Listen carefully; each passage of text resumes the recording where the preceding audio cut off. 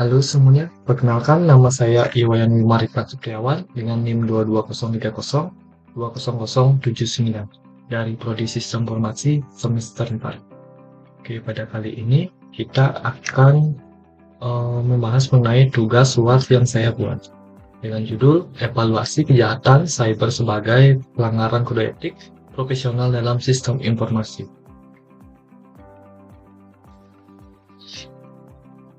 Nah, di sini kita akan membahas mengenai 3 topik. Yang pertama yaitu pengertian kejahatan cyber dan pelanggaran kode etik profesional sistem informasi.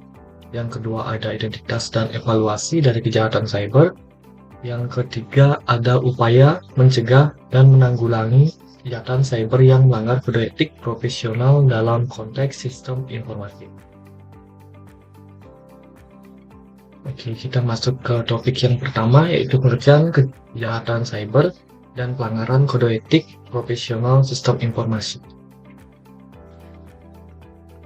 Nah, kejahatan cyber juga dikenal sebagai cybercrime, merujuk pada serangkaian tindakan kriminal yang dilakukan dengan menggunakan teknologi komputer atau jaringan digital. Ini mencakup berbagai aktivitas yang melanggar hukum seperti pencurian data, peretasan sistem, penipuan daring, penyebaran malware, serangan DDoS, dan banyak lagi. Kejahatan cyber dapat dilakukan oleh individu, kelompok, atau organisasi dengan tujuan tertentu, termasuk pencurian informasi rahasia, kerusakan infrastruktur digital, atau keuntungan finansial. Selanjutnya ada contoh dari kejahatan cyber. Yang pertama yaitu phishing adalah tindakan penipuan online yang bertujuan untuk memancing Anda membocorkan data-data pribadi seperti nomor kartu kredit, kode OTP, dan lain sebagainya. Pelaku tindakan kejahatan ini biasanya menggunakan situs palsu yang menyerupai sebuah institusi untuk mencuri identitas korban.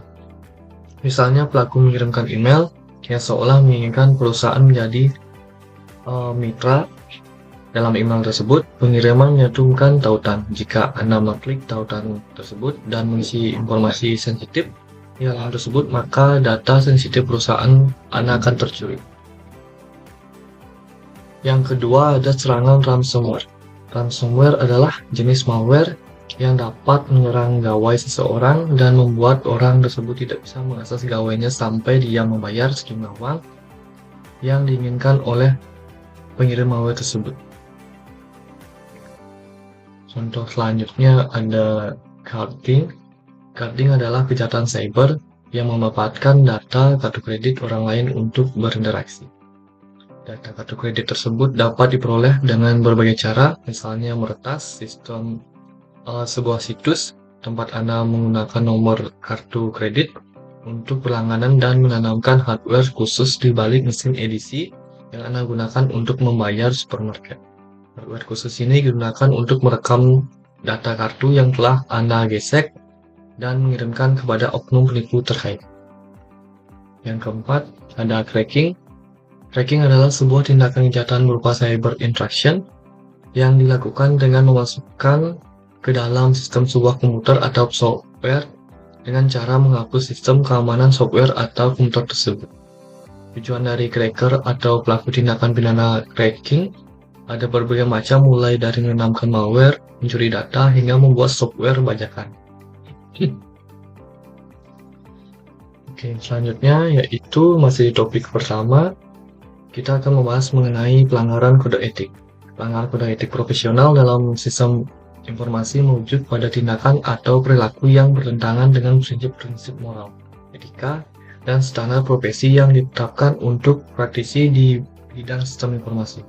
Kode etik profesional ini mengatur perilaku para profesional dalam pengelolaan, pengembangan, dan penggunaan sistem informasi.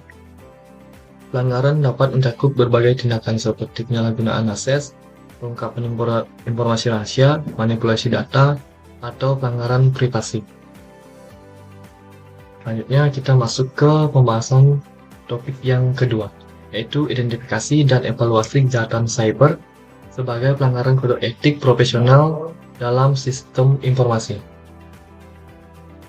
Informasi atau yang didapat dari teknologi informasi yang digunakan haruslah digunakan dengan bertanggung jawab. Harus mengedepankan aspek menghormati martabat, asas kemanfaatan, berkeadilan, persetujuan, dan aspek kerahasiaan harus benar-benar diperhatikan dalam proses pengambilan dan pengolahan. Undang-Undang ITE pasal 32 memang sudah mengatur tentang referensi penggunaan data. Namun, pada kenyataan hingga saat ini, ilmuwan, penelitian maupun perusahaan tidak memperhatikan hal tersebut. Ini masih menjadi kekhawatiran berbagai pihak yang aktif menggunakan teknologi.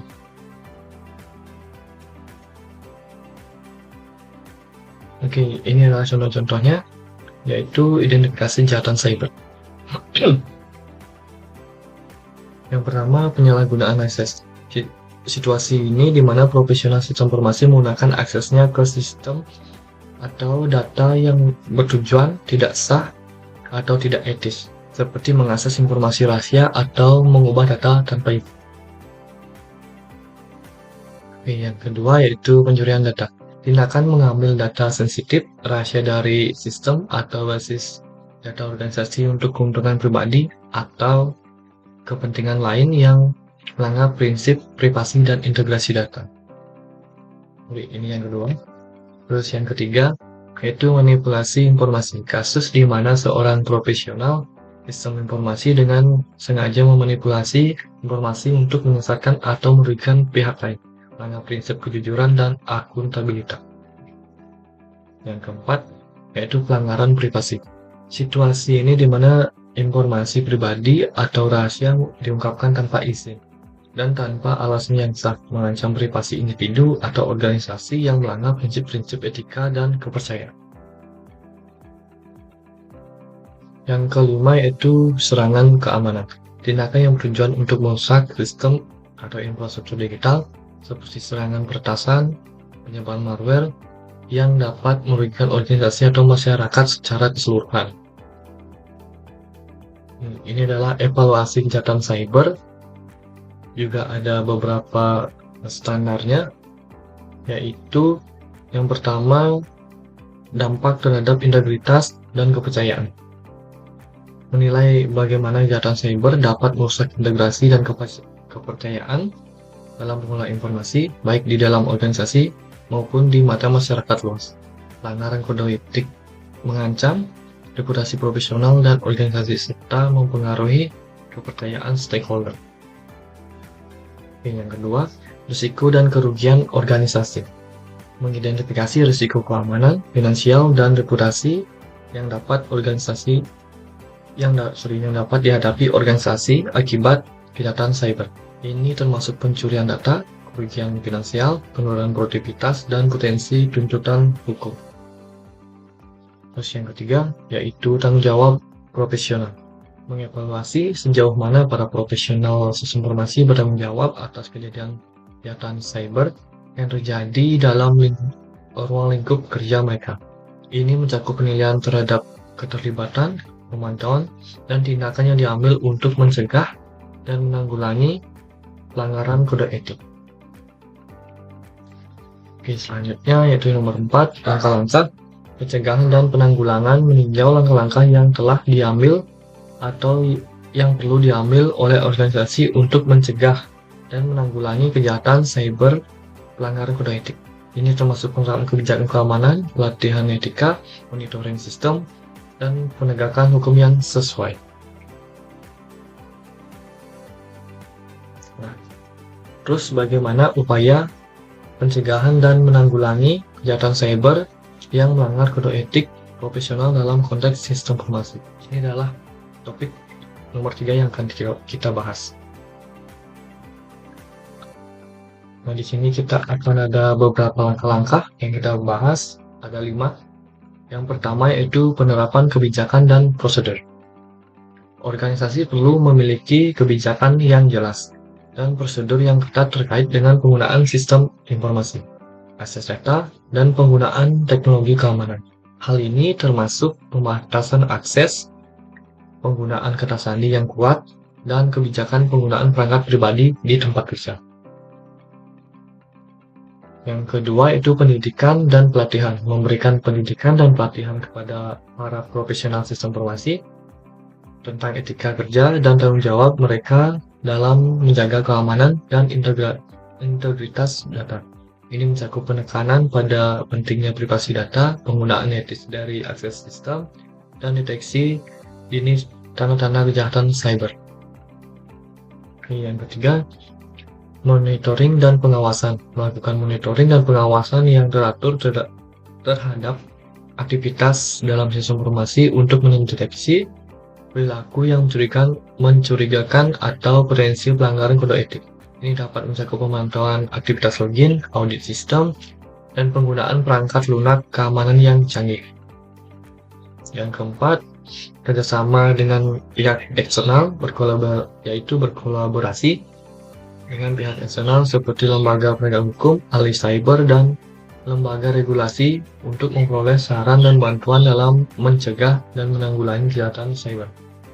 Ini dapat termasuk partisipasi dalam program pelatihan, laporan kejadian yang mencurigakan, dan pertukaran informasi tentang ancaman keamanan. Dan yang terakhir yaitu penegakan hukum yang tegas. Menegakkan konsekuensi hukum bagi para pelaku pelanggar kode etik profesional dalam sistem informasi. Ini termasuk investigasi internal, tindakan disiplin, dan pelaporan kepada pihak berwenang jika diperlukan.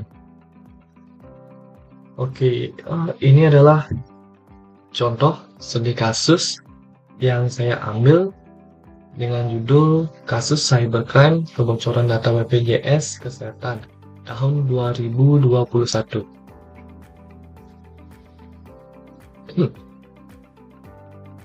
Oke, kasus kebocoran data BPJS Kesehatan merupakan salah satu kasus cybercrime terbesar di Indonesia.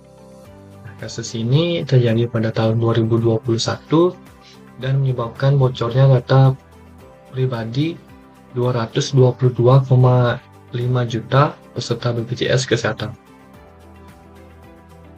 Nah, data yang bocor tersebut meliputi nomor induk kependudukan atau NIK, seperti nama, alamat, nomor telepon, tanggal lahir, jenis kelamin, status pernikahan, dan golongan darah. Kasus ini menimbulkan kerugian yang sangat besar bagi BPJS Kesehatan dan masyarakat Indonesia. BPJS Kesehatan harus mengeluarkan biaya yang besar untuk memulihkan data yang bocor.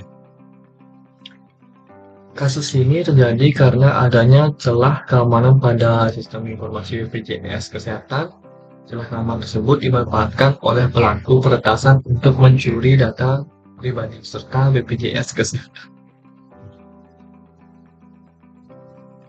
Akibat kebocoran data ini, masyarakat Indonesia dikhawatirkan akan menjadi sasaran kejahatan cyber, seperti penipuan, pencurian identitas, dan pemerasan.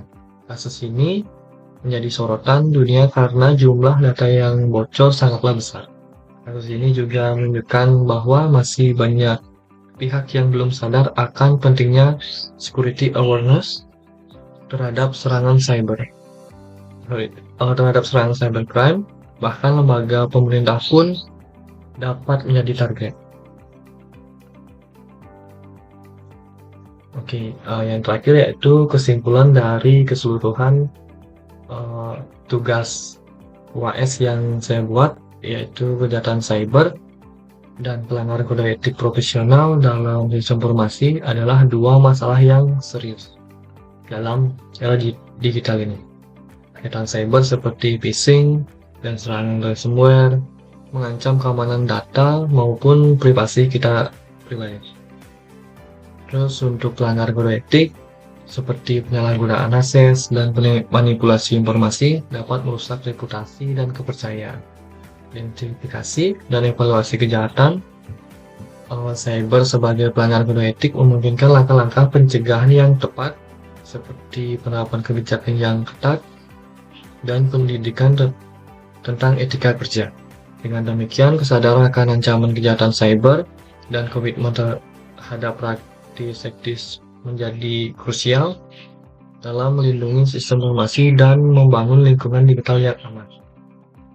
Nah, di sini ada saran juga dari penulis, yaitu organisasi untuk meningkatkan kesadaran dan pelatihan tentang keamanan informasi serta etika kerja di antara profesional sains informasi, terapkan kebijakan yang ketat terkait dengan mengakses data, penggunaan teknologi keamanan, dan penegakan kode etik profesional. Selain itu, kerjasama dengan pihak eksternal sebagai lembaga penegak hukum dan ahli keamanan cyber juga dapat memperkuat pertahanan terhadap kejahatan cyber dan melindungi reputasi organisasi. Nah, sekian dari pemaparan tugas UAS yang saya buat. Mohon maaf jika ada salah kata, dan terima kasih.